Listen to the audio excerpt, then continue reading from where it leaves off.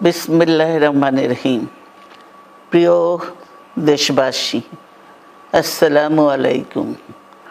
রক্তস্নাত July August 1 বছর পর আমাদের মাঝে ফিরে এসেছে।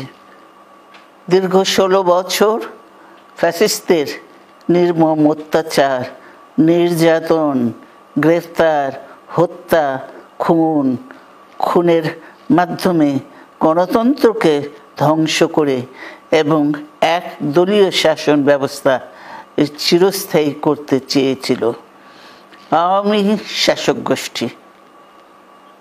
ছাত্র জনতার সম্মিলিত অভ্যুত্থানের মধ্যে দিয়ে ফ্যাসিবাদদের পতন ঘটেছে। সুযোগ সৃষ্টি হয়েছে নতুন করে বাংলাদেশকে গড়বার। এই আন্দোলনে যারা শহীদ হয়েছেন তাদের জানাচ্ছি আন্তরিক শ্রদ্ধা, আহতদের সমবেদনা। তাদের এই আত্মত্যাগ জাতি চিরকাল মনে রাখবে। গুম, খুন, বিচার বহির্ভূত হত্যার শিকার যারা হয়েছেন তাদের তালিকা প্রস্তুত করতে হবে। দ্রুত বিচারের ব্যবস্থা ও রাষ্ট্রীয় স্বীকৃতি নিশ্চিত করতে হবে। প্রতিটি পরিবারের সম্মানজনক পুনর্বাসন ও নিরাপদ ভবিষ্যৎ নিশ্চিত করতে হবে। প্রিয় দেশবাসী,